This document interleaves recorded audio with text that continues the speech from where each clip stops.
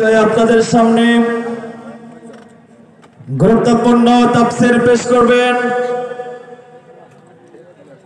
তৈলকবি দক্ষিণ পাড়া জামে মসজিদ কর্তৃক আয়োজিত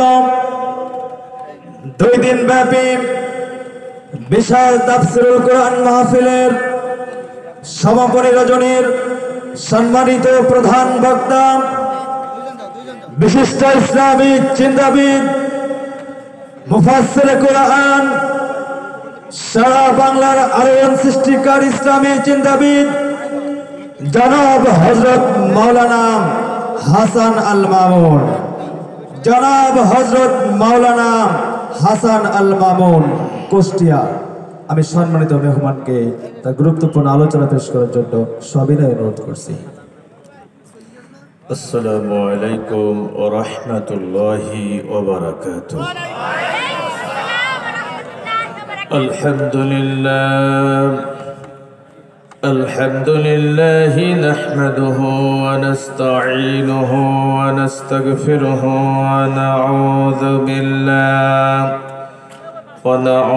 বিল্লাহি মিন শুরুরি আনফুসিনা ومن سيئات أعمالنا من يهدي الله فلا مضل له ومن يضلله فلا هادي له ونشهد أن لا إله إلا الله وحده لا شريك له واشهد ان محمدا عبده ورسوله الذي ارسله بالحق بشيرا ونذيرا وداعيا الى الله باذنه وسراجا منيرا فقد قال الله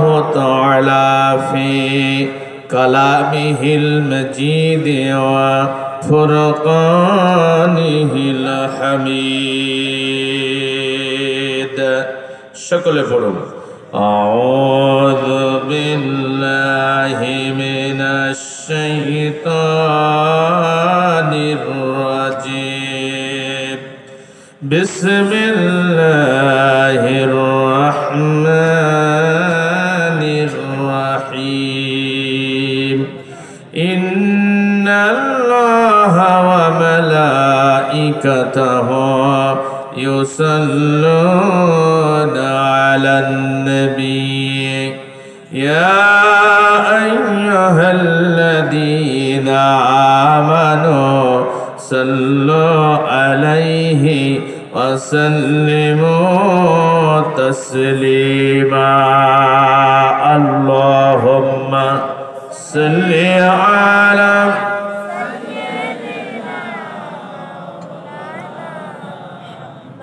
وعلى آل سيدنا مولانا কঠিন হাসরের ময়দানে মুসিবতের সময় যেদিন মা তার কলিজার টুকরা সন্তানকে চিনবে না, পিতা পুত্রের পরিচয় দিবে না, স্বামী স্ত্রীর পরিচয় দিবে না, ভাই ভাইয়ের পরিচয় দিবে না, নিকটতম বন্ধু বন্ধুর পরিচয় দিবে না, নেতা তার দলীয় কর্মীর পরিচয় দিবে কি? ওই কঠিন দুঃসময়ে আপনারা সকলে বিশ্ব নবীর পাশে থাকতে চান কিনা? আমরা সবাই রাসূলের পাশে থাকতে চাই। হাত নাও। রাসূলের পাশে থাকতে চাইলেই কি থাকা যাবে? তিরমিজির বর্ণনা এসেছে, প্রিয় নবী বলেন, দুনিয়াতে জীবন চলার বাঁকে বাঁকে আমার যে সমস্ত উম্মতেরা আমি রাসূলের উপরে বেশি বেশি দরুদ পাঠ করবে, আমার ওই দরুদ পড়া উম্মতেরা হাসরের ময়দানে আমি রাসূলের পাশে থাকার সুযোগ পাবে। একটু জোরে বলা যাবে কি সুবহানাল্লাহ? যেন রাস্তাঘাটে বাজার ঘাটে যারা দাঁড়িয়ে রয়েছেন, এলোপাতাড়ি ঘোরাফেরা করছেন, বিনীত অনুরোধ করছি, আসুন আমরা কোরআনুল কারীমের মাহফিলের জান্নাতি বাগিচায় বসে পড়ি। আর হৃদয়ের সবটুকুন আবেগ দিয়ে প্রিয় নবীর শাহে মদিনায় প্রাণ ভরে সালাতু সালাম পাঠাই। সকলে মহাব্বতের সাথে পড়ে আল্লাহুম্মা সাল্লি আলা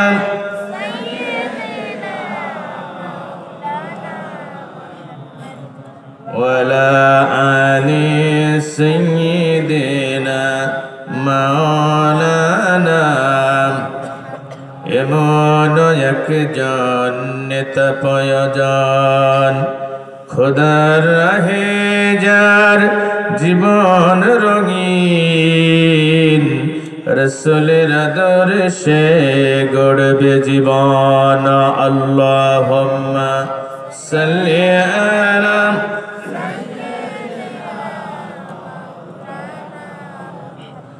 ওয়ালা আলি সাইয়্যিদিনা মাওলানা সেই নেতা ছিলেন আবু বকর ছিলেন আমার ওসমান আলী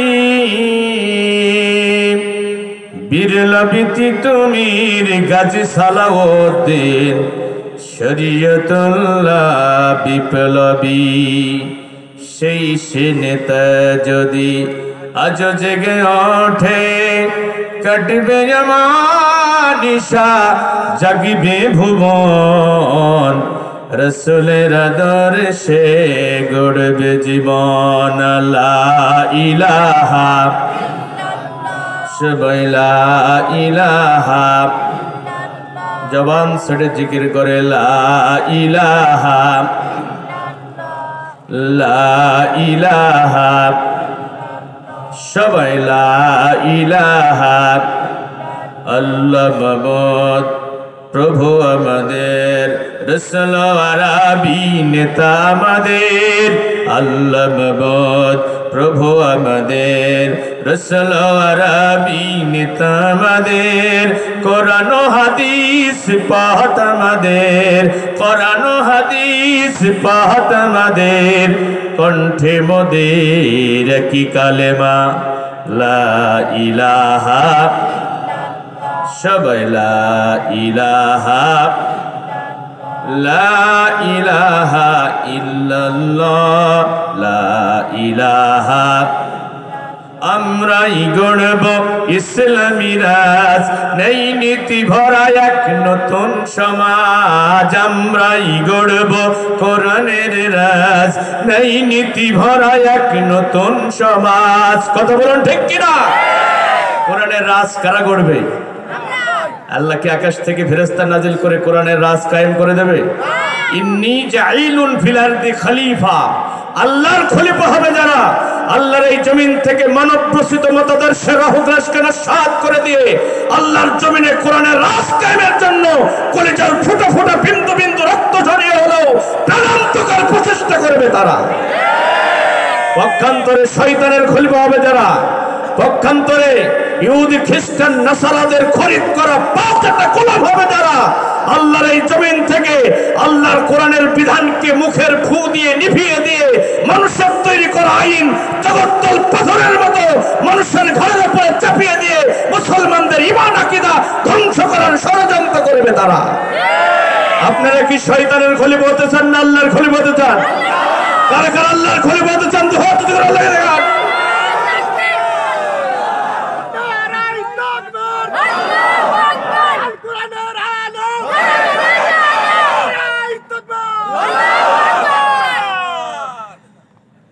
إن الحمد لله والصلاة والسلام على من لا نبي بعده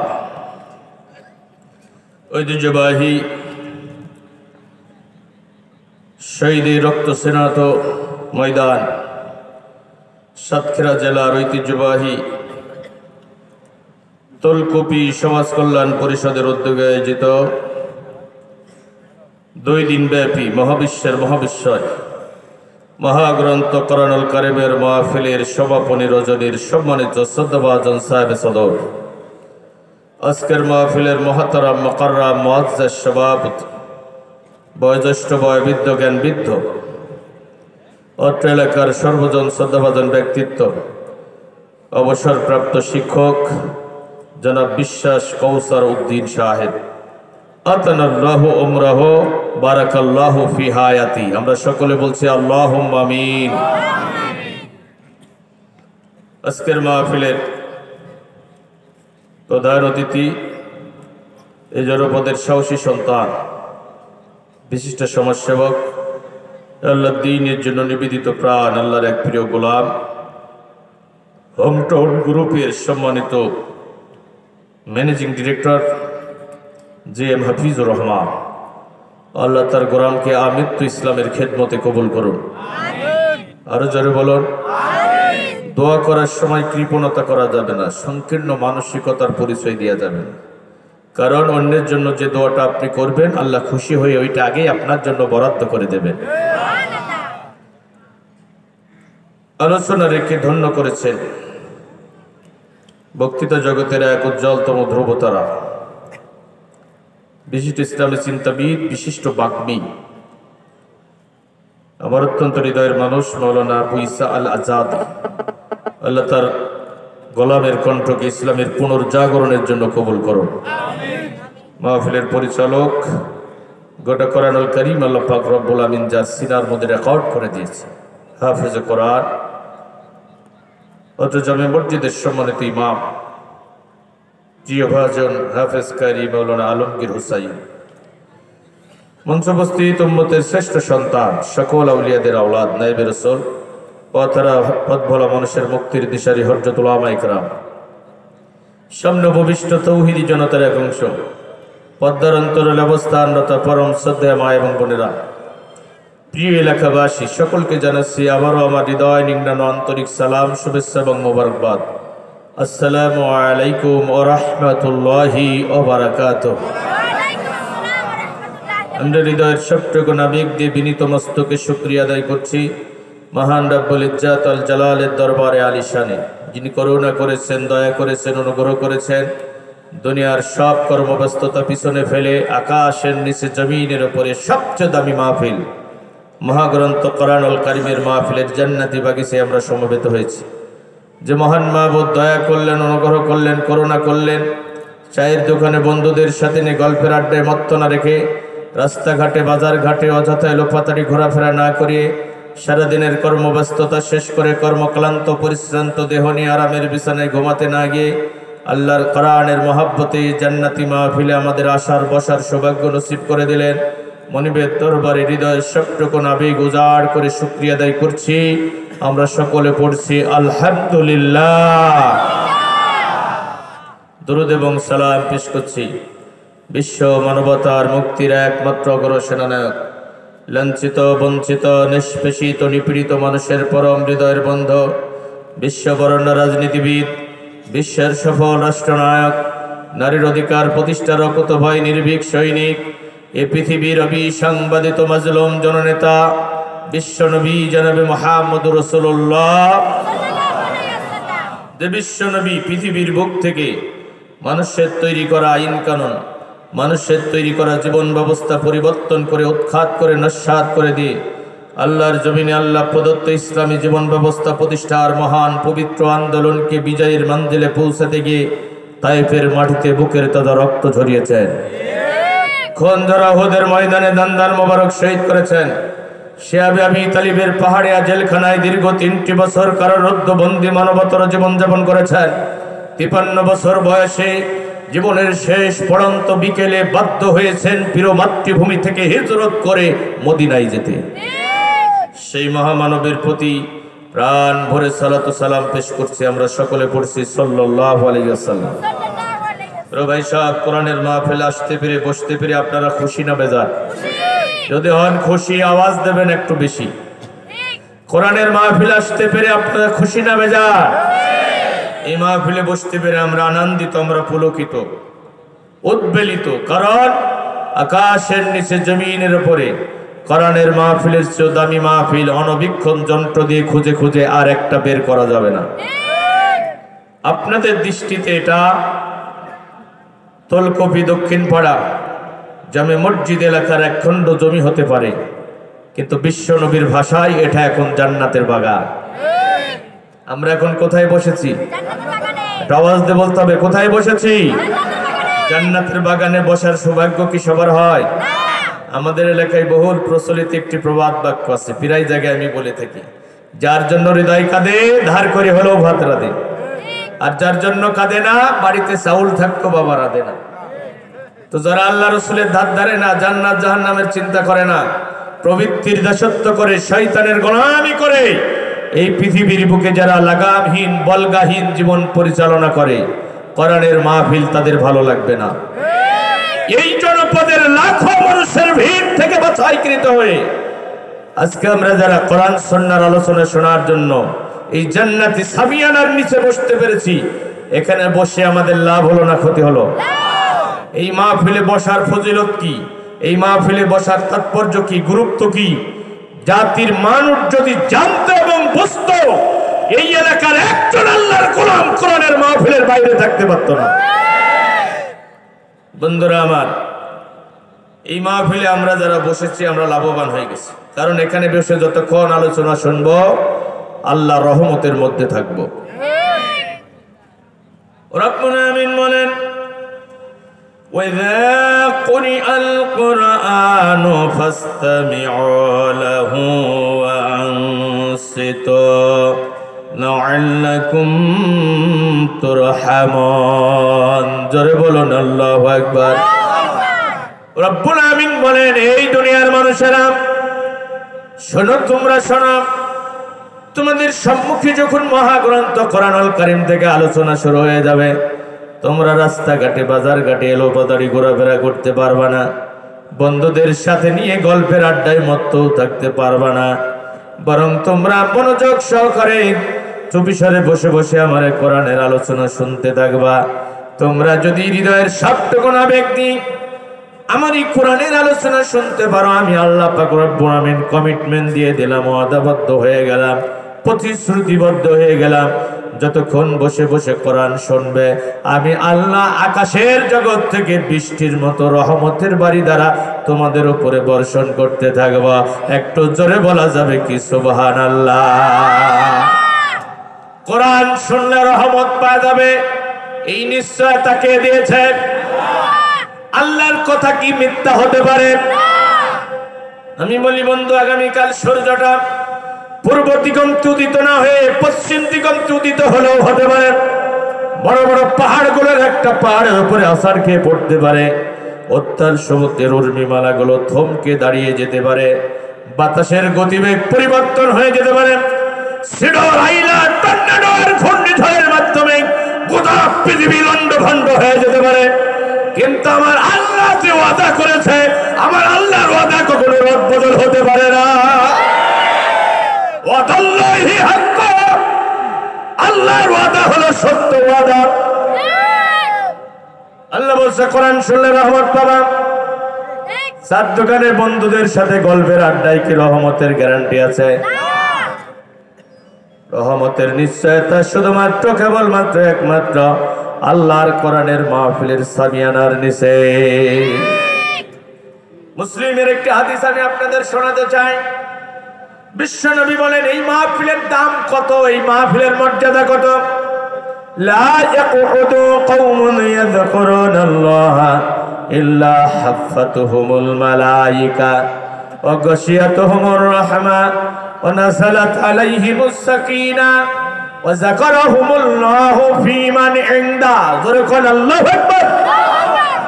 বিশ্বনবী বলেন, যখন কোন একটা জায়গায় কোন একটা জনপদে আল্লাহর কিছু বান্দা বান্দি একত্রিত হয়ে আল্লাহর কথা আলোচনা করে, কোরআনের কথা আলোচনা করে, ওই মাহফিলের চতুর্পাশ ও হাফাতহুমুল মালায়েকা, আল্লাহ পাক রব্বুল আমিন হাজার হাজার রহমতের ফেরেশতাদের দিয়ে আবৃত করে দেয়। অগশিয়াতুহুমুর রাহমা, ওই রহমতের ফেরেশতারা আকাশের জগৎ থেকে তাদের উপরে রহমতের বারিধারা বর্ষণ করতে থাকে। ওয়া নাযালাত আলাইহিমুস সাকিনা, তাদের উপরে শুধু রহমত বর্ষণ হবে না, তাদের উপরে শুধু রহমত বর্ষণ হবে না, তাদের উপরে সাকিনা নাজিল হবে, প্রশান্তি বর্ষণ হতে থাকবে। সবচেয়ে বড় ফজিলতের কথা হলো, সবচেয়ে বড় খুশির কথা হলো, এই জায়গায় বসে বসে যারা কোরআন শুনবে, আল্লাহ পাক রব্বুল আমিন এর দামি মজলিস, তার আরশ বহনকারী নিকটতম ফেরেশতাদের মজলিসে ওয়া যাকারাহুমুল্লাহু ফী মান ইনদা, তার নিকটতম ফেরেশতাদের মজলিসে এই বান্দা বান্দীগুলোরে নিয়ে আলোচনা করতে থাকবে আর গর্ব প্রকাশ করতে থাকবে। একটু জোরে বলা যাবে কি সুবহানাল্লাহ। তাহলে এই মাহফিলে বসে আমাদের লাভ হলো না ক্ষতি হলো? নিঃসন্দেহে লাভ হয়েছে। কথা বলেন ঠিক কিনা? আমি লম্বা বক্তৃতা করব না, অন্য জায়গাও করি না, আজকেও করব না, কারণ রাসূলুল্লাহ লম্বা সময় নসিহত করেন নাই। রাসূলুল্লাহ ওয়াজ করেছেন কম, সাহাবীরা আমল করেছেন বেশি। কিন্তু আমাদের চিত্র পুরো উল্টা। আমরা ওয়াজ করিও বেশি, শুনিও বেশি, আমলের খবর নাই। রাত 1টা 2টা পর্যন্ত ওয়াজ শুনে ফজরের নামাজ কাজা। এই ওয়াজ শুনে লাভ হবে? এই জন্য ওয়াজ হবে কম, আমল হবে বেশি, আমাদের আল্লাহ হবে খুশি। কথা বোঝেন নাই? জীবন পরিবর্তনের জন্য জাহান্নামের নিকষ অন্ধকার শূন্য রাস্তা থেকে ফিরে এসে জান্নাতের শাশ্বত কল্যাণময় পথে দুঃসাহসিক অভিযাত্রী হিসেবে জীবন পরিচালনা করার জন্য হাজার হাজার মাহফিলের দরকার নাই, একটা মাহফিলই যথেষ্ট। জীবন পরিবর্তনের জন্য একটা মাহফিলই যথেষ্ট। কিন্তু কোরআন হাদিসের জ্ঞান অর্জন করার জন্য যতদিন বেঁচে থাকবেন কোরআনের মাহফিল শুনবেন। কথা বোঝেন নাই ভাইরা আমার? আমি লম্বা সময় বলবো না, অল্প সময়ের মধ্যে মূল কথাগুলো বলবো, যে কথাগুলো এখন জাতির মানুষের জন্য খুবই প্রয়োজন। বর্তমান সময়ে উলামা হযরতদেরকে এখন যোগ্য ডাক্তারের ভূমিকা পালন করতে হবে। ভাই আওয়াজ তো সব বাইরে দিছে, আগে বক্তার কানে আওয়াজ দিতে হয়, তারপর বাইরে, বুঝছেন? আমার এই বক্সের আওয়াজ কোন দিক আছে? শুনেন, যোগ্য ডাক্তারের কাজ হলো আগে রোগ নির্ণয় করা। রোগ হয়েছে ডেঙ্গু ফিভার, ডায়াবেটিসের ট্রিটমেন্ট দিলে রোগী বাঁচবে? রোগ নির্ণয় করে চিকিৎসা দেয়া। এখন বর্তমান সময়ে জাতির মুসলমানদের রোগ কোথায়, এটা আলেমদেরকে ফাইন্ড আউট করতে হবে, কোরআন হাদিস দিয়ে প্রেসক্রিপশন করতে হবে। কথা বোঝেন নাই? শীতকালে গরমের ওয়াজ করলে হবে না, যখন যেটা প্রয়োজন তখন সেই ডোজ দিতে হবে। বন্ধুরা আমার, জাতির মুসলমানদের খাসলত কোথায়, কোথায় এখন মুসলমানদের সমস্যা, এটা ওলামা হযরতদেরকে ভালোভাবে উপলব্ধি করতে হবে। মাটির নিচের বয়ান করার সময় এখন নাই, এখন মাটির উপরের বয়ান করতে হবে। কথা বলুন ঠিক কিনা? বন্ধুরা আমার, অনুরোধ এতটুকু, যারা এসেছেন 2 দিন ব্যাপী মাহফিল, আজকে শেষ দিন, আগামীকাল এই ময়দানে কি মাহফিল পাওয়া যাবে? বলেন মাহফিল পাওয়া যাবে? আজকের মাহফিলটা আমার আপনার জীবনের শেষ মাহফিল হয়ে যেতে পারে। আগামীকাল এমন একটা মাহফিলে বসতে পারবো নিশ্চয়তা। এখানে যারা এসেছেন, অনেকের মা নাই, বাবা নাই, আপনজন বিদায় নিয়ে ঘুমন্ত কবরে চিরনিদ্রায় শায়িত হয়ে গেছে। বন্ধুরা আমার, আমি বলি, আত্মস্বজন বিদেশে গেলে মোবাইল টেলিফোনে খোঁজ নেওয়া যায়, চিঠিপত্রের মাধ্যমে খোঁজ খবর নেওয়া যায়, টেলিফোন টেলিগ্রামের মাধ্যমে খোঁজ নেওয়া যায়। জনম দুঃখিনী মা আর জনম দুঃখী পিতাকে ওই যে সাদা কাফনে জড়াইয়া চারবি হারার পালকিতে চড়াইয়া ঘুমন্ত কবরে চিরনিদ্রায় শায়িত করে রেখে আসা হলো। বাড়ির পাশে আম বাগানে, বাড়ির বাগানে, গোরস্থান ময়দানে হাজার হাজার মন মাটি বুকে নিয়ে, হাজার হাজার মন মাটি বুকে নিয়ে আব্বা আম্মা ঘুমিয়ে আছে। জীবনে একটা বারের জন্য খোঁজ নিয়ে জানা গেল না আব্বা আম্মা কবরের মধ্যে কি অবস্থায় রয়েছে। বিশ্বনবী বলেন, সমুদ্রের মাঝখানে ডুবান্ত মানুষ যতটা অসহায়, কবরে শায়িত ব্যক্তি তার চেয়ে বেশি অসহায়। মৃত ব্যক্তির জন্য শ্রেষ্ঠ হাদিয়া হলো দোয়া, দোয়া, দোয়া। যারা বিদায় নিয়ে চলে গেছে, বাড়ি চাই না, গাড়ি চাই না, দামি খাবারের বায়না করে না, তারা একটুখানি দোয়ার কাঙাল, একটুখানি দোয়ার কাঙাল। বলেন তো, মা বাবা আপনজনদের জন্য দোয়া করার দরকার আছে না? আবার এই মাহফিলে আমরা যারা কোরআন শোনার জন্য বসেছি, আমি হাসান আল মামুন থেকে শুরু করে মসজিদ কমিটির সভাপতি থেকে শুরু করে মেহমান বৃন্দ যারা আছে তারা থেকে শুরু করে যাদের হিসাবের খাতা খোলা হয়েছে, কেউ কি বুকে হাত দিয়ে আমরা একথা বলতে পারবো যে জীবনে আমরা কোনো গুনাহ করি নাই? জীবন ভর গুনাহ করেছি, জীবন ভর গুনাহ করেছি। ফেলেছি, গুনাহ করতে করতে জীবনটা শেষ করে ফেলেছি। বান্দা গুনাহ করতে পছন্দ করে, আর আমার আল্লাহ ক্ষমা করতে ভালোবাসে। রাত যত গভীর হবে দুনিয়ার অফিস আদালতের দরজা বন্ধ হয়ে যাবে, একজনের রহমতের দরজা খোলা হবে। বলেন তো তার নাম কি? কেউ যেটা দেয় না সেটা দেয় কে? কেউ যেটা বোঝে না সেটা বোঝে কে? কেউ যেটা শোনে না সেটা শোনে কে? এমন আল্লাহ আকাশের নিচে জমিনের উপরে কি আর একটা পাওয়া যাবে? আল্লাহকে বলবো, আল্লাহ আজকে আমাদের জীবনের সব গুনাহগুলো মাফ করে দেয়া লাগবে, আমাদের আব্বা আম্মাকেও মাফ করে দেয়া লাগবে। এখন আল্লাহ যদি আমাদের মাফ করে দেয়, বলেন তো আল্লাহর কি কোনো ক্ষতি হয়ে যাবে? আবার আল্লাহ যদি গোটা মাহফিলটা ধরে প্যাকেট করে জাহান্নামের ভিতরে ফেলে দেয়, আল্লাহর কি কোনো লাভ হবে? লাভ হবে না বন্ধু, ক্ষতিও হবে না। বরং আমার আল্লাহ বলেন, উদউনি আস্তাজিব লাকুম। কে আছো বান্দা, কে আছো দুঃখ জ্বালা যন্ত্রণা বুকে নিয়ে আমার কাছে হাত পেতেছো? কে আছো? এমন আমাকে ডাকো বান্দা, আমাকে ডাকো। আমাকে ডাকলে আমি আল্লাহ তোমাদের ডাকে সাড়া দেয়া দেব। সুবহানাল্লাহ। তাহলে শেষ মোনাজাত না করে আমরা কেউ বাড়ি যাব? ইনশাআল্লাহ। জোরে বলেন ইনশাআল্লাহ। মাহফিলে বসেছি গুনাহ নিয়ে, গুনাহগার হয়ে বাড়ি ফিরে যেতে চাই না, আমরা নিষ্পাপ হয়ে বাড়ি ফিরে যাব। আল্লাহ পাক রব্বুল আমিন আমাদের শেষ পর্যন্ত এই জান্নাতি মাহফিলে কবুল করুন। আর একবার বলুন আমিন। বন্ধুরা আমার, সরাসরি আমি মূল আলোচনায় চলে যেতে চাই। আখিরাতের ময়দানে, আখিরাতে আদালতে, হাসরের ময়দানে আখিরাতে আদালতে বিচারক হবেন কে? জোরে বলেন আল্লাহর নাম এভাবে নিলে হবে না, এটা সাতক্ষীরা রক্তাক্ত ময়দান। গোটা দুনিয়া সাক্ষী, সাতক্ষীরার মুসলমানেরা ঈমানের জন্য সবচেয়ে বেশি পরীক্ষা দিয়েছে। সিংহ শাবকের নাই গর্জন দিয়ে বলতে হবে, মধ্যে মুজাহিদের মতো আওয়াজ দিয়ে বলতে হবে, হাসরের ময়দানে আখিরাতে আদালতে বিচারক হবে কে? আল্লাহ হবে বিচারক, আর আসামি হব আমরা সবাই। এই যে সভাপতি সাহেব, উনি আসামির কাঠগড়ায় থাকবেন, আমি বক্তা, আমি আসামির কাঠগড়ায়, আমার মেহমান এই যে ভাইজান বসে আছেন, উনিও আসামির কাঠগড়ায়, আর আপনারা সব জান্নাতুল ফিরদাউসে। সবাই আমরা আসামি। উকিল হবেন বিশ্বনবী, ভালো করে বুঝবেন। উকিল হবেন কে? বিশ্বনবী উকিল হবেন। সাক্ষী হবে ফেরেশতা, সাক্ষী হবে এই জমিন। যে জমিনের উপরে বসে বসে আপনি কোরআন শুনছেন, এই জমিন সাক্ষী দেবে। খুব ভালো করে শোনেন, জমিন সাক্ষী দেবে।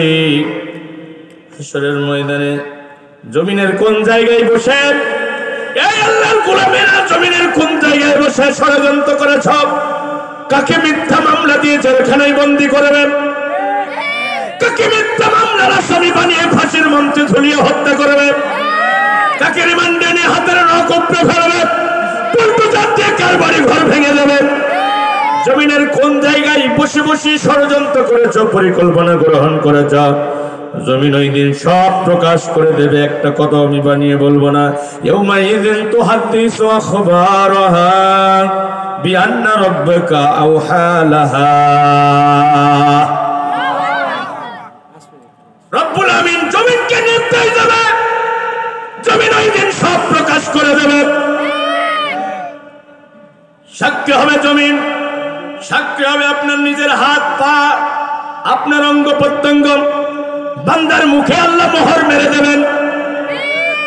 আপনার হাত পা কান চোখ নাক আপনার বিরুদ্ধে সাক্ষী দেবে। সূরা ইয়াসিনের ভিতরে আল্লাহ বলছেন, আল ইয়াউমা নাখতিমু আলা আফওয়াহিহিম ওয়া তুকাল্লিমুনা আইদিহিম ওয়া তাশহাদু আরজুলুহুম বিমা কানু ইয়াকসিবুন। আপনার হাত পা চোখ কান আপনার এগেইনস্টে সাক্ষী দেবেন। বিশ্বনবী হবেন উকিল, তিনি গুনাহগার উম্মতদেরকে শাফায়াত করে করে হাত ধরে ধরে জান্নাতে নিয়ে যাবেন। সুবহানাল্লাহ বলেন সুবহানাল্লাহ। বন্ধুরা আবার কিন্তু বিশ্বনবী আখিরাতে আদালতে সব উম্মতের পক্ষে ওকালতি করবেন না, শাফায়াত করবেন না। বিশ্বনবী হাসরের ময়দানে নিজে বাদী হয়ে আল্লাহর আদালতে একদল উম্মতের বিরুদ্ধে মামলা দায়ের করবে। রাসূল নিজে মামলা দায়ের করবেন। কোরআনের আয়াতে যখন আমি দেখলাম আমার শরীরের লোমকূপগুলো খাড়া হয়ে গেল। কি বিস্ময়কর ব্যাপার! হাসরের ময়দানে সবাই তো শাফায়াত করতে পারবে,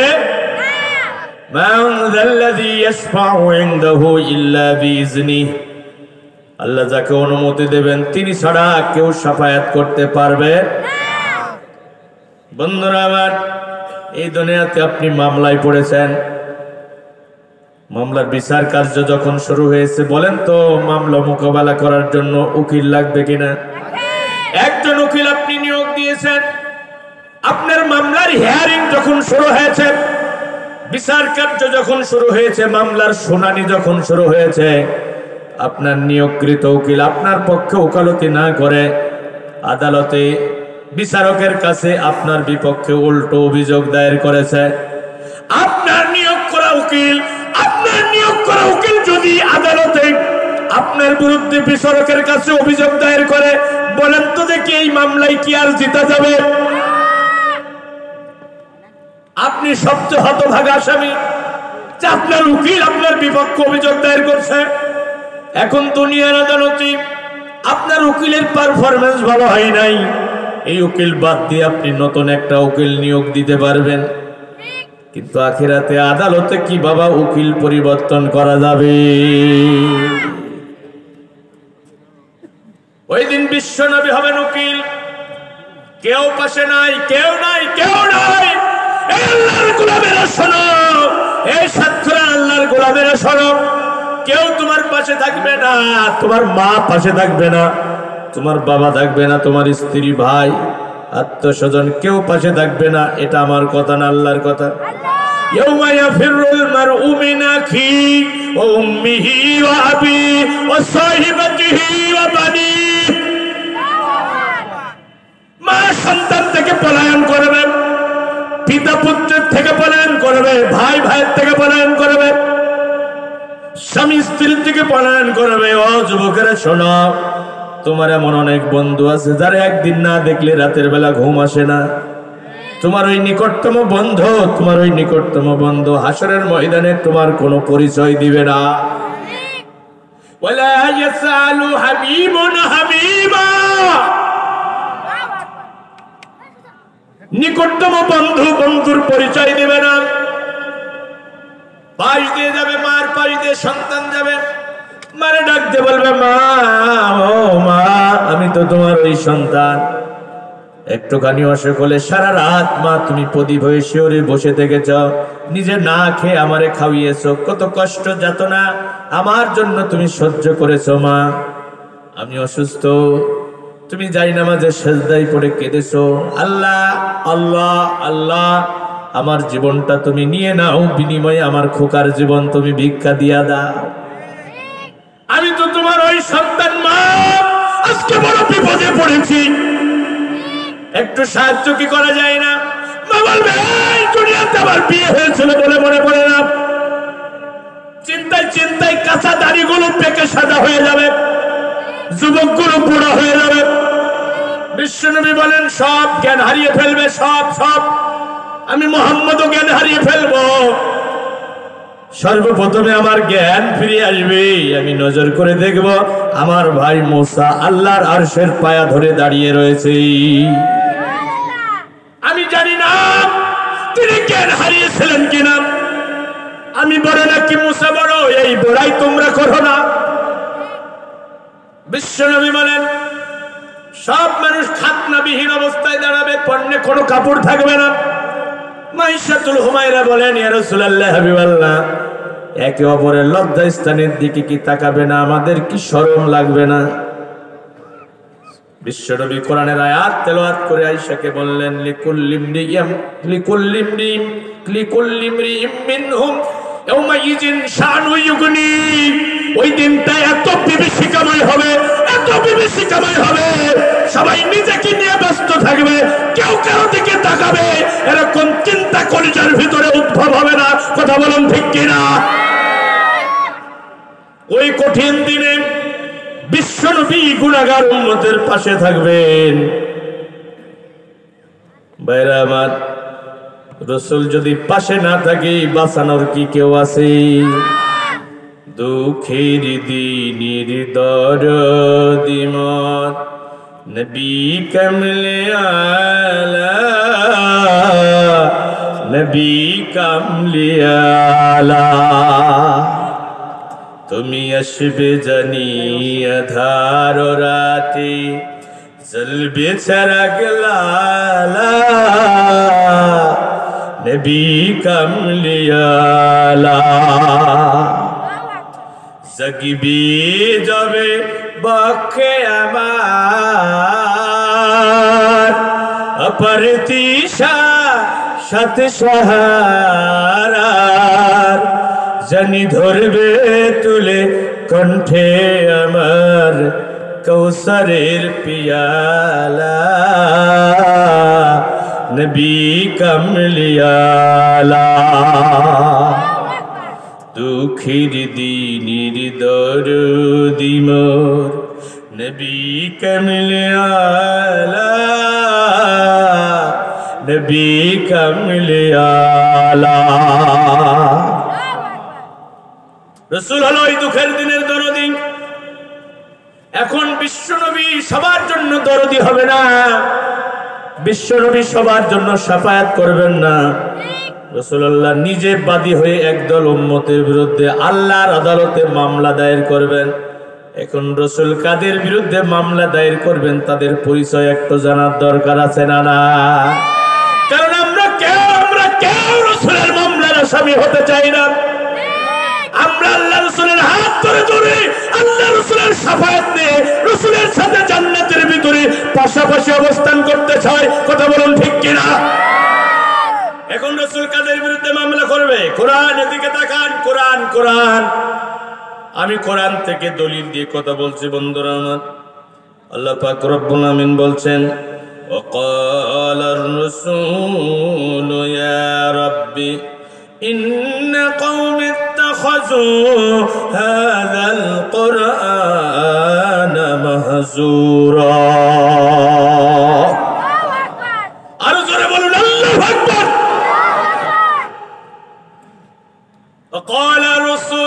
وقال الرسول ওই দিন রাসূল বলবেন, ইয়া রাব্বি, হে আমার রব, ইন্না কওমি ইত্তাখাযু হাযাল কুরআনা মাহজুরা।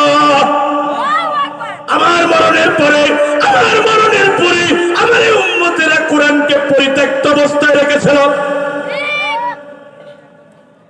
কোরআনকে যারা পরিত্যক্ত রেখেছিল, আল্লাহ আল্লাহ আল্লাহ আল্লাহ আল্লাহ, আমি তোমার আদালতে আমার ওই উম্মতদের বিরুদ্ধে মামলা দায়ের করলাম। এখন প্রশ্ন হলো, কোরআন এখন কি পরিত্যক্ত অবস্থায় আছে না বিজয়ী আছে? বলেন বলেন বলেন। কোরআন এখন মাজুর অবস্থায় আছে।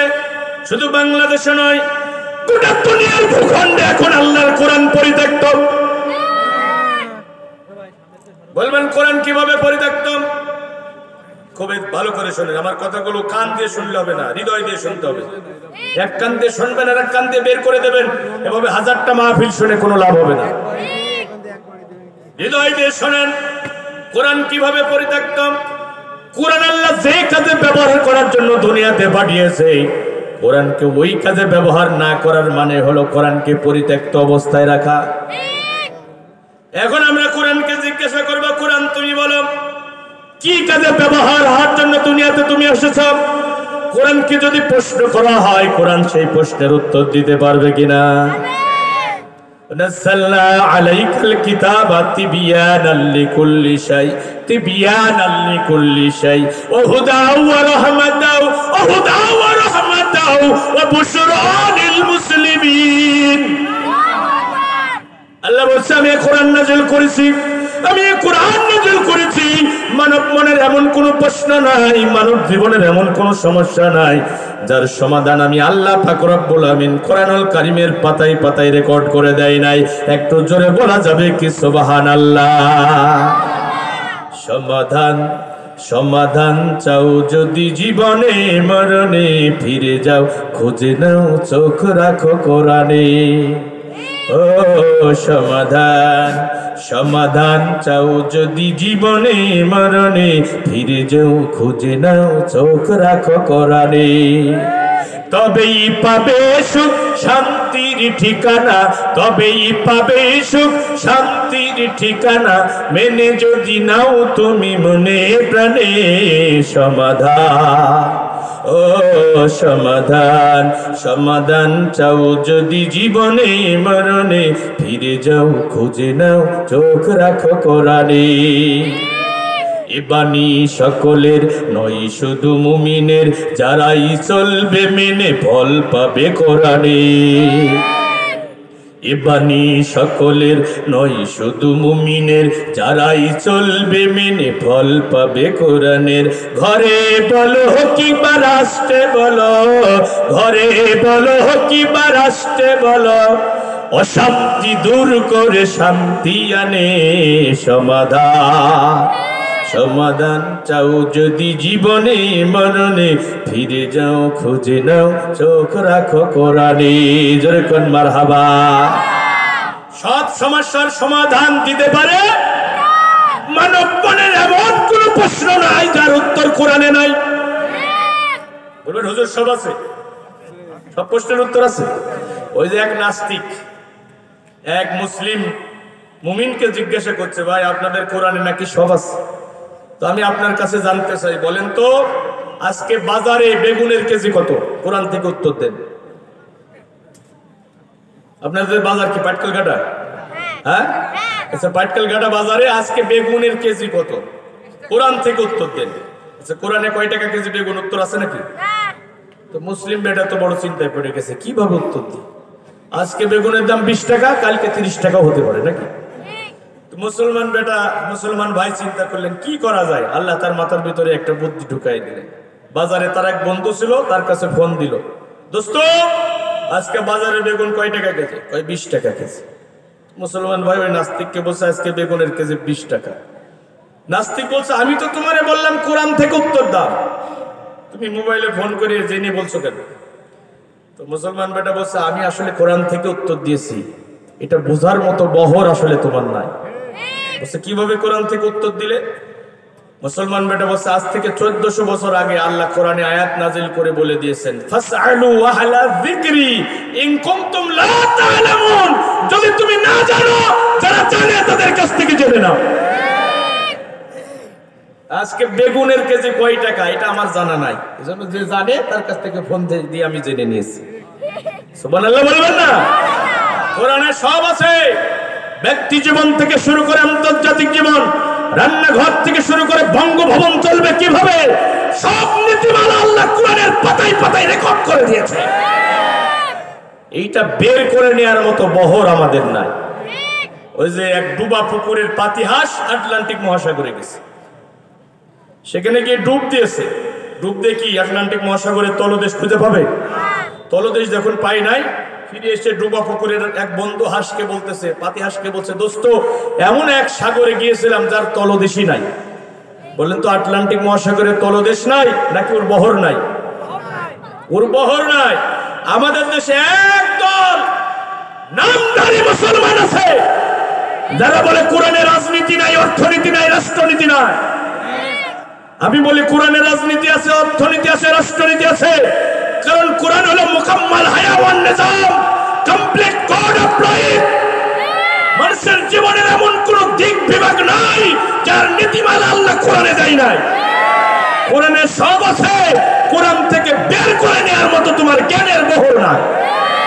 তোমার পেটে হাইড্রোজেন বোমা নিক্ষেপ করলেও তো একটা কোরআনের আয়াত বের হয় না।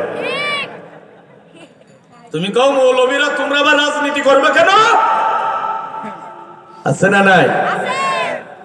বন্ধুরা আমার, কোরআন কেন পৃথিবীতে আসলো? কোরআনকে আমরা জিজ্ঞাসা করব। কোরআন বলছে শোনো কেন আসলাম আমি, লিতুখরিজান নাস মিনাজ যুলুমাতি ইলান নূর।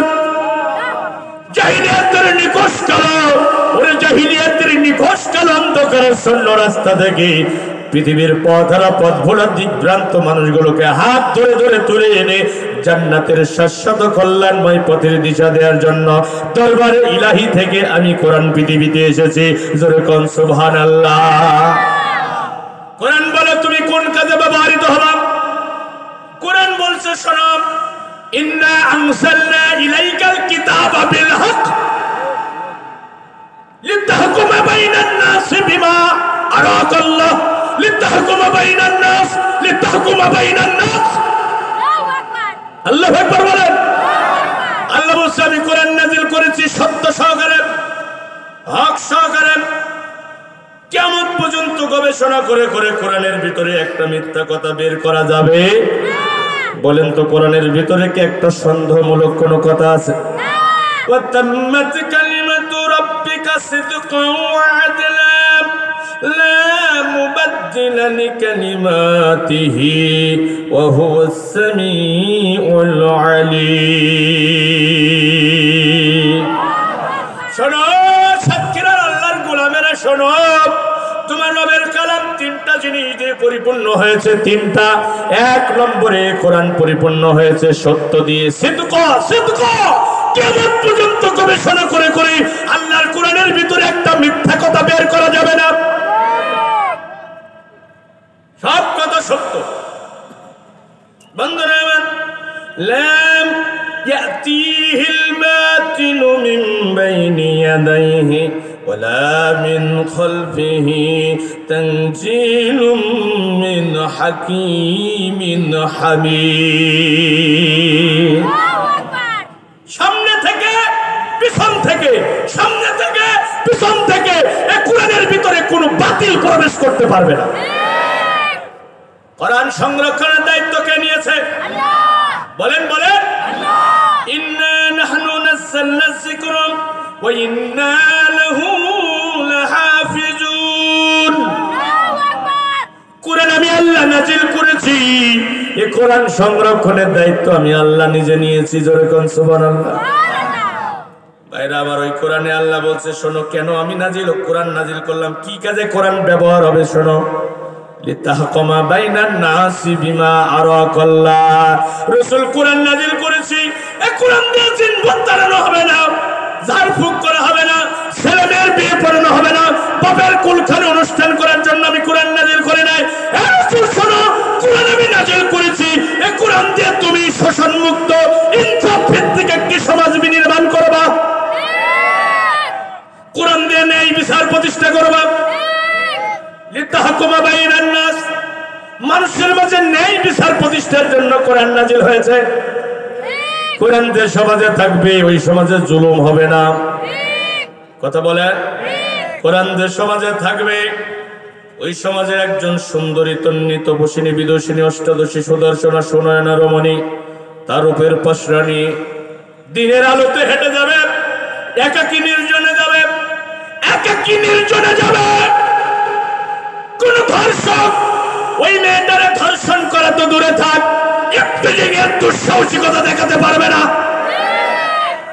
কোরআন যে সমাজে গালিব থাকবে, বিজয়ী থাকবে, ওই সমাজে একাকী নির্জন পথে একজন ধনাঢ্য ব্যবসায়ী রাতের আধারে লক্ষ কোটি টাকা নিয়ে একাকী হেঁটে যাবে, নির্জনে হেঁটে যাবে, জানলা দরজা খুলে নাক ডাকিয়ে ঘুমাবে। ওই কোটিপতির অন্তরের ভিতরে একমাত্র আল্লাহ ছাড়া কোন চোর ডাকাত সন্ত্রাসীর ভয় থাকবে না। নারীর ইজ্জতের নিশ্চয়তা দেবে আল্লাহর কোরআন, মানুষের জানমালের নিরাপত্তার নিশ্চয়তা দেবে আল্লাহর কোরআন। কোরআন যে সমাজে গালিব থাকবে, সবার উপরে কোরআন যে সমাজে থাকবে, ওই সমাজে কোনো জুলুম হবে না। ওই সমাজে মিথ্যা মামলায় কোন যুবককে রিমান্ডে নিয়ে হাতের নখ উপড়ে ফেলা হবে না। 50টা বছর ধরে যে কোরআনের পাখি কোরআনের তাফসীর করলো, কোরআন যে সমাজে গালিব থাকবে, যার হাতে হাত থেকে হাজার হাজার বিধর্মী কালেমা পড়ে মুসলমান হল, কত মদখোর মদ ছেড়ে দিল, বেনামাজি নামাজি হল। কোরআন যে সমাজে বিজয়ী থাকবে, বিশ্বনন্দিত কোরআনের মুফাসসির মিথ্যা মামলায় জেলখানার অন্তঃপ্রকোষ্ঠে তিলে তিলে শেষ হবে না। কথা বলুন ঠিক কিনা?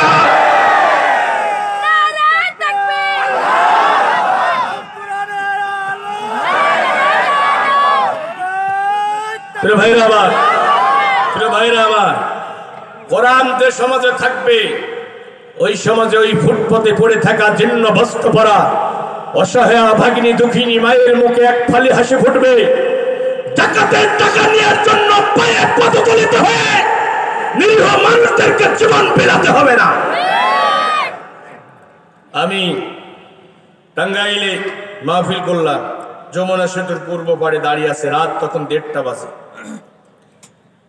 প্রচন্ড শীতের তীব্রতা, ঠান্ডা বাতাসে হাতগুলো ফ্রিজ হয়ে যাচ্ছে, হাত পা গুলো। আমি লক্ষ্য করে দেখলাম একজন দক্ষিণী মা, একজন মা চেহারার ভিতরে তার অসহায়ত্বের ছাপ প্রস্ফুটিত হয়ে আছে, মলিন চেহারা, মাথার চুলগুলো এলোমেলো, গায়ের জামা কাপড়গুলো ময়লা, ছোট্ট একটা মাসুম বাচ্চাকে স্টেশনের প্ল্যাটফর্মের উপরে শোয়া রেখেছে। মা বাচ্চাটার মাথার কাছে বসে আছে, মলিন চেহারা নিয়ে নিষ্পলক দৃষ্টিতে আমি তাকিয়ে থাকলাম। ওই মহিলার পাশে গিয়ে আমি নিষ্পলক দৃষ্টিতে তাকিয়ে থাকলাম। আমার হৃদয়ের ভিতরে প্রচন্ড একটা রক্তক্ষরণ হতেছিল, প্রচন্ড একটা আঘাতে আমি ক্ষত বিক্ষত হয়ে গেল আমার হৃদয়টা। চোখ দুইটা বন্ধ করে আকাশের দিকে তাকালাম, ফিরে গেলাম 1400 বছর আগের ইতিহাসে। বিশ্বনবী এমন একটি সমাজ এসেছিল, আমার কাছে মনে হলো ওই সমাজে ক্ষুধার যন্ত্রণায় পেটে পাথর বেঁধে রাখত মানুষেরা। রাসূলুল্লাহ কোরআনের রাজ কায়েম করলেন, কোরআনের রাষ্ট্র ব্যবস্থা কায়েম করলেন, কোরআনকে পার্লামেন্টের সংবিধান হিসাবে প্রতিষ্ঠিত করলেন। কোরআন দিয়ে মন্ত্রী পরিষদের মিটিং হয়, আন্তর্জাতিক সমস্যার সমাধান হয়, পররাষ্ট্রনীতি গ্রহণ করা হয়, কোরআন দিয়ে অর্থনীতি চালানো হয়। যে সমাজের মানুষগুলো ক্ষুধার যন্ত্রণায় পেটে পাথর বেঁধে থাকতো, ওই সমাজে আর যাকাত নেয়ার মতো লোক খুঁজে পাওয়া গেল না। আমি চিন্তা করলাম, আরে 95% মুসলমানের দেশ আমার প্রিয় মাতৃভূমি বাংলাদেশ। এ ভূখণ্ডের প্রতিটি পড়তে পড়তে উলিয়াদের পদচারণা হয়েছে, অসংখ্য শহীদ গাজীর রক্ত ফেরাত প্রিয় মাতৃভূমি বাংলাদেশ। এদেশের মানুষ ঘুমাতে যায় মসজিদের মিনার থেকে আজানের ধ্বনি শুনে, এদেশের মানুষের ঘুম ভাঙে মসজিদের মিনার থেকে মুয়াজ্জিনের আজানের তাকবীর ধ্বনি শুনে। উলিয়াদের পদচারণায় মুখরিত শহীদ গাজীর রক্ত সিনত বাংলার সবুজ ভূখণ্ডে আমরা যদি পার্লামেন্টে আল্লাহর কোরআনকে কায়েম করতে পারতাম, কোরআন দিয়ে যদি মন্ত্রী পরিষদের মিটিং করতে পারতাম, অর্থনীতি চালাতে পারতাম, সমাজনীতি, রাষ্ট্রনীতি, পররাষ্ট্রনীতি যদি কোরআনের বিধান দিয়ে পরিচালনা করতে পারতাম, ধনীদের কাছ থেকে যাকাত আদায় করে যদি দুঃখী দরিদ্র মানুষের মাঝে বিতরণ করতে পারতাম। আজ থেকে 20 বছর আগে দৈনিক ইত্তেফাক একটা রিপোর্ট করেছে, 3 বছরের মাথায় বাংলাদেশের যাকাত নেওয়ার মতো লোক খুঁজে পাওয়া যেত না। এখন কোরআন তাবিজের কিতাব হিসেবে ব্যবহার হয়, ছেলে মেয়ের বিয়ে পড়ানোর কাছে, জিন ভূত তাড়ানোর কাছে। কোরআন আমরা তেলাওয়াত করি, চুমা খাই আলমারিতে রেখে দিই। বাপ মারা গেছে, হেফজখানা থেকে ছেলে মেয়ে ডেকে এনে আমরা কোরআন খতম করে বাবার সওয়াব রেশনি করি। এই ভাইরা আমার, জিন ভূত তাড়ানোর জন্য, তাবিজ তামল লেখার জন্য, ঝাড়ফুঁক করার জন্য কি আল্লাহ কোরআন নাজিল করেছে? বলুন হুজুর, তাহলে কি কোরআন দিয়ে ঝাড়ফুঁক করা যাবে না? কেন করা যাবে না? অবশ্যই যাবে। আমি আপনাদেরকে বুঝাই, আমার চোখে চশমাটা দেখছেন না, আমার কান চুলকাতেছে। এখানে চশমাটা খুলে এই চশমার ডানটি দিয়ে আমি কান চুলকাতে পারবো না? এই যে চুলকাই নিলাম। তাই বলে কি পাটকেল ঘাটা বাজারে গিয়ে সভাপতি সাহেব বলবেন, এই চশমা বিক্রেতা ভাই আমাকে কান চুলকানোর জন্য একটা চশমা দেন তো? তার মানে চশমার আসল কাজ কান চুলকানো নয়, কিন্তু প্রয়োজনের তাগিদে চশমা দিয়ে কান চুলকানো যাবে। এই সত্যিকারের মুসলমানেরা শোনো, কোরআন নাযিল হয়েছে ঝাড়ফুঁক করার জন্য না, কোরআন নাযিল হয়েছে সমাজ রাষ্ট্র পরিচালনার জন্য, কোরআন নাযিল হয়েছে ধর্ষকদের বিচার করার জন্য, খনির সন্ত্রাসীদের বিচার করার জন্য। কোরআন নাযিল হয়েছে মাজলুম মানবতার মুখে হাসি ফোটানোর জন্য। কিন্তু প্রয়োজনের তাগিদে কোরআন দিয়ে ঝাড়ফুঁক করা যাবে। ওইটা হলো কোরআনের 4 সাবজেক্ট মূলক কাজ, অপশনাল কাজ। আর কম্পালসারি কাজ হলো কোরআন থাকবে পার্লামেন্টে, লোয়ার কোর্ট, জাজ court, high court, supreme court চলবে কোরআনের আইন। যে তাহকুমা বাইনান নাস বিমা আরাকাল্লাহ, কোরআন দিয়ে মানুষের মাঝে ন্যায় বিচার প্রতিষ্ঠিত হবে। আমি আপনাদের কাছে জানতে চাই, কোরআন কি এখন পার্লামেন্টে আছে? সুপ্রিম কোর্ট, হাই কোর্ট, জাজ কোর্ট কোরআন আছে? এখানে ব্রিটেন আমেরিকার আইন চলে, কোরআনের আইনকে পিছনে ফেলে দেওয়া হয়েছে। মুসলমান, কোরআন থাকবে পিছনে আর ব্রিটেন আমেরিকার আইন থাকবে সামনে। হাসরের ময়দানে তুমি রাসূলের উম্মত হিসেবে দাঁড়াতে পারবে, কোরআনও তোমার বিরুদ্ধে মামলা করবে। রাসূল বলেন, কোরআনকে যারা সামনে রাখবে কোরআন তাদেরকে জান্নাতে নিয়ে যাবে, কোরআনকে যারা পিছনে রাখবে কোরআন তাদেরকে ছুঁড়ে ফেলে দেবে। হুজুর এখানে বসে আছেন, এটা সহিহ হাদিস। কোরআনকে সামনে রাখার মানে হলো আপনি কোরআন সামনে নিয়ে রাত 24 ঘন্টা বসে থাকবেন, বিষয়টা কি তাই? কোরআনকে পিছনে রাখার মানে হলো কোরআন পিছনে নিয়ে বসে থাকা। কোরআনকে সামনে রাখার মানে হলো কালিমাতুল্লাহি হিয়া উলিয়া, সকল বিধানের উপরে থাকবে আল্লাহর কোরআনের বিধান। আমি হৃদয়ের সবটুকু আবেগ দিয়ে কথা বলছি, সকল আইনের উপরে থাকবে আল্লাহর কোরআনের আইন। ব্যক্তি জীবন থেকে শুরু করে আন্তর্জাতিক জীবন, রান্নাঘর থেকে বঙ্গভবন চলবে কোরআনের আইন দিয়ে, আর মানুষের আইন থাকবে পিছনে। এখন কোরআনের আইন পিছনে, মানুষের আইন সামনে। এখন এই অবস্থায় আপনি যদি চিন্তা করেন যে যা হচ্ছে তা হয়ে যাক, দিনকাল খুব ভালো না, দিনকাল তো বোঝেন তো দিনকাল খুব খারাপ, এরকম মুসলমান আছে না নাই? সাতক্ষীরাতে নাই? সাতক্ষীরাতেও আছে। হ্যাঁ, বোঝেন তো দিনকাল খুব খারাপ। কথাবার্তা হিসাব করে বলতে হবে। মরার আগেই মরে গেছে। মুসলমান মরে কয়বার? আর মুনাফিক মরে বারবার। এ ভাই শোনেন, মুসলমান বিশ্বাস করে মৃত্যুর ফয়সালা হয় আসমান থেকে, জমিন থেকে নয়। মুসলমান বিশ্বাস করে ওমা কানা লিনাফসিন আন তামুতা ইল্লা বিইজনিল্লাহি কিতাবাম মুআজ্জালা। মুসলমান বিশ্বাস করে মানুষের মরণ হবে না আল্লাহর হুকুম ছাড়া, আর মৃত্যুর সময় আল্লাহ নির্দিষ্ট একটা কিতাবে লিপিবদ্ধ করে দিয়েছে। আমার মরণের সময় যদি না হয়, ওরা বন্দুকের নলটা আমার বুকে ধরে বারবার টেকারে টিপ দেবে, বারবার টেকারে টিপ দেবে, একটা গুলি আমার বক্ষ ভেদ করতে পারবে না। মরণের সময় যদি হয়ে যায়, স্বভাবতই চেয়ার থেকে পড়ে মরে যায়। রাতের বেলা ঘুমাবে, সকালবেলা আর উঠতে পারবে করোনায় মরবে, ওর জানাজায় কেউ যেতে পারবে। কথা বলেন ঠিক কিনা? ভাইরা আমার, দিনকাল খারাপ বলে যারা হাত গুটিয়ে বসে আছেন, আমি আপনাদেরকে বলতে চাই, ইব্রাহিম আলাইহিস সালামের জামানায় কি দিনকাল ভালো ছিল? ইব্রাহিম আলাইহিস সালাম তাওহীদের দাওয়াত দিয়েছে, নমরুদ বরদাস্ত করতে পারে নাই।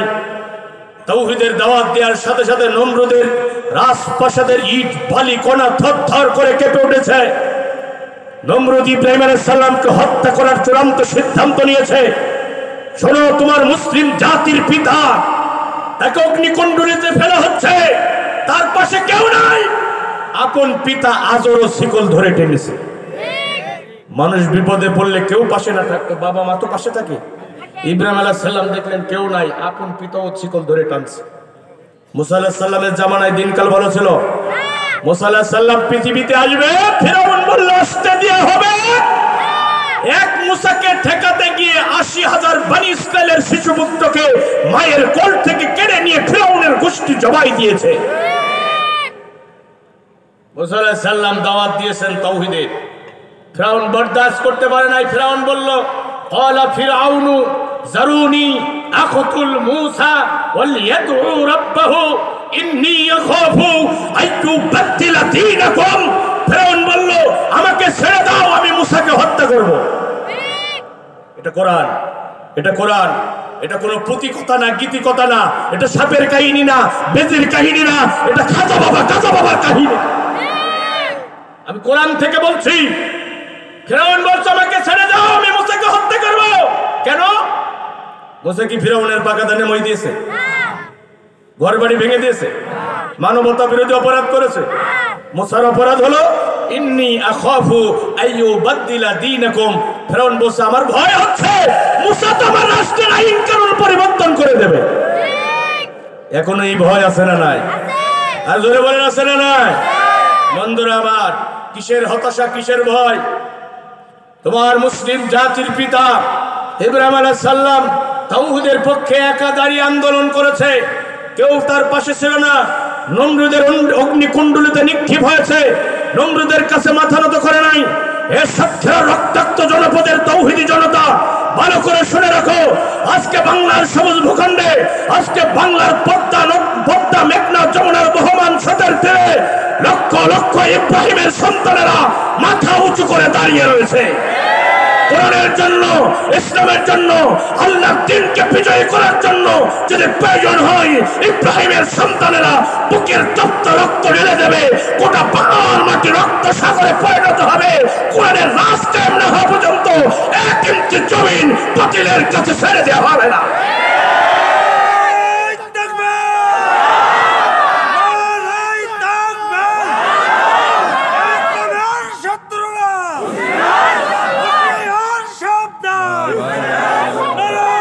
রাজি আছেন? কারা কারা হাত তুলে আল্লাহর কাছে দেখান, আল্লাহকে দেখান। লিল্লাহি তাকবীর। আরো জোরে সরে তাকবীর দিতে হবে। তাকবীর দিতে বলেছেন কে? ও রব্বাকা ফাকাব্বির, তোমার রবের নামে তাকবীর দাও। কে বলেছে? তাহলে তাকবীর দিয়েও একটা ইবাদত। লিল্লাহি তাকবীর। আরো জোরে লিল্লাহি তাকবীর, লিল্লাহি তাকবীর। বীর মুসলমান ধর্মাল কোরআন ফিরাইয়া আনো সেই হারানো সম্মান। বীর মুসলমান ধর্মাল কোরআন ফিরাইয়া আনো সেই হারানো সম্মান। লিল্লাহি তাকবীর, লিল্লাহি তাকবীর। তল তাকবীর ধ্বনি ধরায়া রাখবার। বীর মুসলমান ধর্মাল কোরআন ফিরাইয়া আনো সেই হারানো সম্মান। লিল্লাহি তাকবীর, লিল্লাহি তাকবীর। যে তাকবীর শুনে ওরে মুসলমান ভয়ে কাঁপে তো কাফির ও বেঈমান। যে তাকবীর শুনে ওরে মুসলমান ভয়ে কাঁপে তো কাফির ও বেঈমান। সত্যের সেই হুঙ্কার তলরে রাখবার, সত্যের সেই হুঙ্কার তলরে রাখবার। পাপ দুনিয়া ভেঙে করো চুরমার। লিল্লাহি তাকবীর, লিল্লাহি তাকবীর। বন্ধুরা আমার, একান্ত প্রিয় আপনজনেরা আমার, হতাশার কোনো কারণ আছে? তাহলে কোরআন পরিত্যক্ত অবস্থায় থাকবে আর আল্লাহর বান্দারা গড্ডালিকায় গা ভাসিয়ে পুষ্প সজ্জায় জীবন অতিবাহিত করে কয়েক ওয়াক্ত প্রাণহীন নামাজ আর রমজান মাসে রোজা রেখে জান্নাতে যাওয়ার স্বপ্ন পূরণ হবে? একটু ভালো করে বোঝার চেষ্টা করেন। এক মনিবের 3 জন কর্মচারী আছে। কয়জন? বসে বসে বেতন দেয় মনিব, আর বলে আমার এই সম্পদ পাহারা দিবা, কোন চোর ডাকাত যেন আমার এই সম্পদ লুণ্ঠন করে নিতে না পারে। একদিন হঠাৎ করে রাতের বেলা, এদিকে তাকান, ডাকাতেরা আক্রমণ করেছে। ডাকাতটা কি খালি হাতে আসে? ফুলের মালা নিয়ে আসে? হাতে ধারালো অস্ত্র ছিল। কয়জন? কয়জন? ধারালো অস্ত্র দেখে একজন বছরে বাবা কয়েকদিন আগে বিয়ে করলাম, আমার বউটার বয়স এখনো কম, কত সুন্দর চেহারা আমার বউয়ের, যদি ওই অস্ত্রের একটা আঘাত আমার ঘাড়ে পড়ে আমি তো শহীদ হয়ে যাবো, আমার বউটা বিধবা হয়ে যাবে। কান্দে কান্দে বুক ভাসাবে, দৌড় দিয়ে মসজিদের ভিতরে ঢুকছে, জিকির শুরু করছে, যা হচ্ছে তা হয়ে যাক, আমি কিছু বলবো না, লা ইলাহা। ভালো করে বুঝবেন, একদম দৌড় দিয়ে মাদ্রাসায়, ওরে বাবা আমারে যদি মেরে ফেলেন আমার ছেলে মেয়েগুলো এতিম হয়ে যাবে, কে দেখবে আমার ছেলে মেয়ে? উনি তাহাজ্জুদের নামাজে দাঁড়িয়ে গেছে, আর একজন কর্মচারী মাথা উঁচু করে হিমালয় পর্বতের মতো অটল অবিচল দাঁড়িয়ে রয়েছে। সিংহ শাবকের ন্যায় গর্জন করে বলে, এই ডাকাতের দল, আমার মনিব আমাকে এই সম্পদ পাহারা দেওয়ার জন্য দায়িত্ব দিয়েছে, মাসে মাসে মনিবের বেতন খাই, আমি বেঁচে থাকবো, আর আমার মনিবের সম্পদ তোমরা লণ্ঠন করে নিয়ে যাবা, এটা হতে পারে না। ওই মরে যাব, ওই মরে যাব, নাই মনিবের সম্পদ রক্ষা করব। আমি বেঁচে থাকতে আমার মনিবের সম্পদে হাত দিতে দেব না। গর্জন করে দাঁড়িয়ে গেলাম। ডাকাতদের সাথে অসম লড়াই হলো। তিনি রক্তাক্ত মাটিতে লুটিয়ে পড়লেন, তাকে হাসপাতালে নিয়ে হলো। সকালবেলা যদি মনিবের কাছে সংবাদ যায়, বলেন তো মনিব কাকে পুরস্কৃত করবেন? যে যাই নামাজে দাঁড়িয়ে আছে মসজিদের ভিতরে, যে মাদ্রাসার ভিতরে জিকির করতেছে, এরা পুরস্কার পাবে না, বরং মনিবের সম্পদ রক্ষা করার জন্য যারা রক্তাক্ত হয়েছে, মনিব তার উপরে খুশি হয়ে যাবে। এই গোলাম, আমার সম্পদের উপরে তোর এত মায়া, আমার এই দায়িত্ব পালনে তুই এত বেশি নিষ্ঠার পরিচয় দিয়েছি, আমি আমি আমি তোর মনিব, তোর উপরে খুশি হয়ে গেছি। তোর চিকিৎসার যাবতীয় খরচ আমি বহন করব। তোর স্ত্রী সন্তানের ভরণ পোষণের দায়িত্ব আমি নেব। কথা বলেন। আর যেগুলো পালিয়ে মসজিদ মাদ্রাসায় গেছে, কই তোদের মতো মুনাফিক কর্মচারী আমার দরকার। বন্ধুরা আমার, কোরআনের বাণী নীরবে নির্ভীতে গুমরে গুমরে কাঁদবে, রাসূলের আদর্শ পদদলিত হবে। তুমি মসজিদের কোণে বসে বসে জিকির করবা, যা হচ্ছে তা হয়ে যাক, আমি কিছু বলবো না। লা ইলাহা ইল্লাল্লাহ, আল্লাহর কসম, আল্লাহর কসম, আল্লাহর কসম। এভাবে কিয়ামত পর্যন্ত জিকির করে করে আল্লাহর জান্নাত পাওয়া যাবে না। রব্বুল আমিন বলেন, হে রাসূল আপনি বলুন, কুল ইন কানা আবাউকুম ওয়া আবনাউকুম ওয়া ইখওয়ানুকুম ওয়া আজওয়াজুকুম ওয়া আশীরাতুকুম وأموال اقترفتموها وتجارة تخشون كسادها ومساكن ترضونها أحب إليكم من الله أحب إليكم من الله ورسوله وجهاد في سبيله فتربصوا حتى يأتي الله بأمره والله لا يهدي القوم الفاسقين। আরো জোরে বলুন, আরো জোরে বলুন। আল্লাহ বলেন, হে রাসূল আপনি বলুন, 8টা জিনিস অপেক্ষা 3টা জিনিসকে বেশি ভালোবাসা লাগবে। আমি একটা একটা করে বলবো, আপনারা গুনবেন। আল্লাহ বলেন, রাসূল আপনি বলুন, তোমাদের পিতা, আপনারা বলেন 1, তোমাদের সন্তান 2, তোমাদের ভাই 3, তোমাদের স্ত্রী 4, তোমাদের গোষ্ঠী 5, তোমাদের অর্জিত সম্পদ 6, তোমাদের ব্যবসা বাণিজ্য 7, তোমাদের বাড়িঘর 8। এই 8টা জিনিস অপেক্ষা 1 নম্বরে বেশি ভালোবাসবো আমি আল্লাহকে। সবার উপরে আল্লাহ, সবার উপরে, স্ত্রীর উপরে, সন্তানের উপরে, বাড়ি ঘরের উপরে, ব্যবসা বাণিজ্যের উপরে। 2 নম্বরে রাসূল, 3 নম্বরে আল্লাহর জমিনে আল্লাহর দ্বীন কায়েমের আন্দোলনের কাজ। আরবিতে বলে জিহাদ ফি সাবিলিল্লাহ, বাংলায় বলে ইসলামী আন্দোলন, ইংরেজিতে বলে ইসলামিক মুভমেন্ট। ইসলাম প্রতিষ্ঠার আন্দোলনকে বাড়িঘর, ব্যবসা বাণিজ্য, মা বাবা, ভাই বোনের চেয়েও বেশি ভালোবাসা লাগবে। কথা কার? সবার উপরে। কথা বলে না, সবার উপরে। আরেকবার, সবার উপরে। তারপর তারপর জিহাদ ফি সাবিলিল্লাহ, জিহাদ ফি সাবিলিল্লাহ। এটা আমার কথা না আল্লাহর কথা? আরে এই আয়াতগুলো দেখুন তেলাওয়াত হয় না, এই আয়াতগুলো দেখুন তেলাওয়াত হয় না। সূরা তাওবা 24 নম্বর আয়াত। এই বন্ধু একটু ভালো করে শুনুন, আমি বানিয়ে বানিয়ে বলছি না, কোরআনের আয়াত। আমি যদি গোপন করি আমার খবর আছে, কারো ভয়ে যদি আমি গোপন করি ইমামতি চলে যাবে। এই কারণে যদি মসজিদের মেম্বারে বসে কোরআনের কথা না বলি, ওই ইমাম হাশরের ময়দানে তোমার মতো আলেমের সাথে আমার আল্লাহ কোনো কথা বলবে না। ওয়ালা ইউকাল্লিমুহুমুল্লাহু ইয়াউমাল কিয়ামা, কিয়ামতের ময়দানে আমার আল্লাহ তোমার মতো আলেমের সাথে কোনো কথাই বলবে না। ওয়ালা ইউযাক্কিহিম, তোমার ছোটখাটো অপরাধ ক্ষমা করবে না। ওই ইমামতি করে যা টাকা পয়সা পেটের ভিতরে দিবা, ওইটা দুনিয়ার কোনো খাবার না ইমাম। খতিব তুমি ভালো করে শোনো, ওইটা দুনিয়ার কোনো খাবার না। উলাইকা মা ইয়াকুলুনা ফি বুতুনিহিম ইল্লান নার, আমার আল্লাহ বলেন ওরা যেন জাহান্নামের আগুন দিয়ে ওদের পেটটাকে পরিপূর্ণ করে নিল। এজন্য জাতির মুসলমানদেরকে বাঁচাতে হবে। হাজার হাজার লক্ষ লক্ষ মুসলমান জাহান্নামের দ্বার প্রান্তে দাঁড়িয়ে রয়েছে। এই পথ হারাম।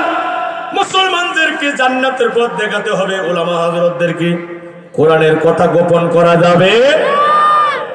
আল্লাহ বলছে 8টা জিনিস অপেক্ষা আমি আল্লাহ আমার রাসূল আর দ্বীন কায়েমের আন্দোলনের কাজকে বেশি ভালোবাসবা।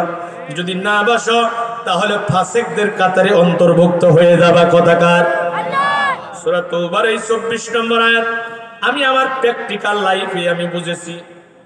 আমি আমার জীবনে বাস্তবে সূরা তাওবার 24 নম্বর আয়াত আমি অনুধাবন করেছি। 2017 সালে অধ্যাপক মাওলানা তৈয়বুর রহমানকে আপনারা চেনেন।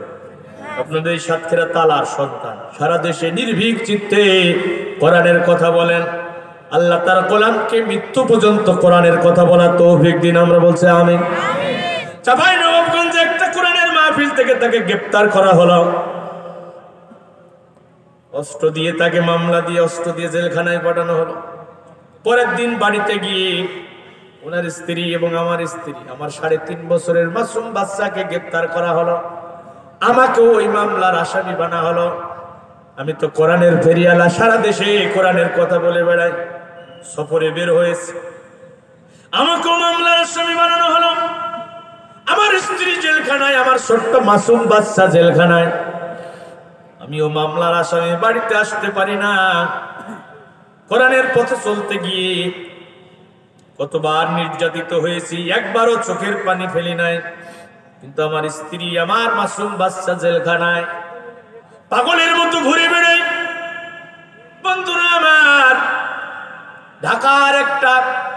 ঢাকাতে এক দিনী ভাইয়ের কাছে থাকি। এই ভাইজান কোম্পানির চাকরি করেন। সকালবেলা নাস্তা এনে দিয়ে চলে যায় অফিসে। সারাদিন চলে যায়, খাবার খাওয়া হয় না। শুধু চোখের পানি ছেড়ে দিয়ে কাঁদি, আল্লাহ আমার সন্তান, আমার নুসাইবা, আমার মেয়েটার কি হবে, আমার মেয়েটার কি হবে। চাঁপাইনবাবগঞ্জে একদিন মাগরিবের নামাজ পড়লাম। আমার এক নিকটাত্মীয়, নামাজ শেষে বের হলাম, আমার এক নিকটাত্মীয় আমাকে ফোন দিল। আমি বললাম, আমার কলিজার টুকরা, আমার নয়নের পুতুলি, আমার আদরের দুলালি, আমার নুসাইবা তারান্নম কেমন আছে? আমার ওই নিকটাত্মীয় বলে, নুসাইবা তো জেলখানার ভিতরে থাকতে চায় না, শুধু কান্নাকাটি করে আর বলে, আব্বু কেন আসে না, আব্বু কেন আসে না, এই জেলখানার তালা ভেঙে কেন আমাদের বের করে নিয়ে যায় না। বিশ্বাস করুন, আল্লাহ সাক্ষী, আল্লাহ সাক্ষী, আল্লাহে রব্বে কাবা, কাবার রবের কসম, কাবার রবের কসম, আমার কলিজার ভিতরে যেন আগুন ধরে গেল। আমি চিন্তা করলাম কার কাছে মনের বেদনার কথা বলবো। সিদ্ধান্ত নিলাম যে আল্লাহর কোরআনের কথা বলার কারণে, যে আল্লাহর জমিনে আল্লাহর কোরআনের রাজ কায়েমের আন্দোলন করার অপরাধে এই কঠিন পরিস্থিতির সম্মুখীন হয়েছে। দুনিয়ার কোনো মানুষের কাছে মনের বেদনার কথা বলবো না, ওই আল্লাহর কাছে মনের বেদনার কথাগুলো খুলে খুলে বলবো। মসজিদের ভিতরে ঢুকলাম, সাজদায় পড়ে গেলাম, চোখের পানি ছেড়ে দিয়ে কাঁদতেছি। শহীদ আসাদুল্লাহ তুহিনের মামা হুমায়ুন কবির, আমাদের দিনী ভাই, পিছন থেকে আমার কাঁধে গিয়ে হাত দিয়ে বলে, ভাইজান মাথা উঁচু করেন, আপনি আর কাঁদবেন না, আপনি আর কাঁদবেন না। আপনি তো ওই রকম পরিস্থিতির সম্মুখীন হন নাই যেমন পরিস্থিতির সম্মুখীন হয়েছিল ইমাম হুসাইন ফোরাতের তীরে কারবালার ময়দানে। ওরা পানি বন্ধ করে দিয়েছে, তাবুতে পানি নাই। ইমাম হুসাইনের কলিজার টুকরা মাসুম বাচ্চা আলী আসগার, স্ত্রীর স্তনেও দুধ নাই, পানির পিপাসায় সহ্য করতে না পেরে মৃত্যুর মুখোমুখি। স্ত্রী বলেছে, স্বামী গো, আমাদের ওরা পানি দেবে না, ছোট্ট মাসুম বাচ্চাটা নিয়ে ফোরাতের তীরে যাও। এই বাচ্চাটারে দেখলে ওদের অন্তরে হতো একটু মায়া জাগবে, বাচ্চাটারে দেখো হয়তো ওরা এক মশক পানি দেবে।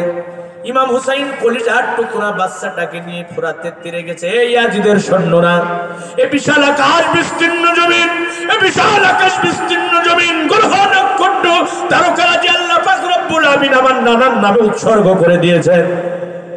এই ফোরাতের পানি শিয়ালে খায়, কুকুরে খায়, পশু পাখিতে খায়, অথচ নবী পরিবারের জন্য তোরা পানি বন্ধ করে দিয়েছিস। আমাকে পানি দেয়া লাগবে না, আমার কলিজার টুকরা মাসুম বাচ্চাকে তোরা এক মশক পানি দে। ওরা তো পানি দিল না, বিষাক্ত তীর ছুড়ে দিল। আলী আসগারের বক্ষ ভিদ করে কলিজাটা ফেড়ে দিন্ন বিদীর্ণ হয়ে গেল। ছোট্ট মাসুম বাচ্চা আলী আসগার বাবার বুকের উপরে শাহাদতের শরবত পান করেছে। রক্তমাখা শিশুর লাশ নিয়ে ইমাম হুসাইন তাবুতে ফিরে এসেছে। আমার ভাই বলে, ভাইজান মাথা উঁচু করেন, আপনি আর কাঁদবেন না, আপনি তো এরকম কঠিন পরিস্থিতির সম্মুখীন হন নাই। ও বন্ধু, এই ঘটনা আমি আপনাদেরকে এই জন্য শোনালাম, আপনার সন্তান বিপদে, আপনার স্ত্রী বিপদে, আপনার রাতের ঘুম হারাম হয়ে যায়, কোথায় গেলে সন্তান ভালো হবে এই চিন্তা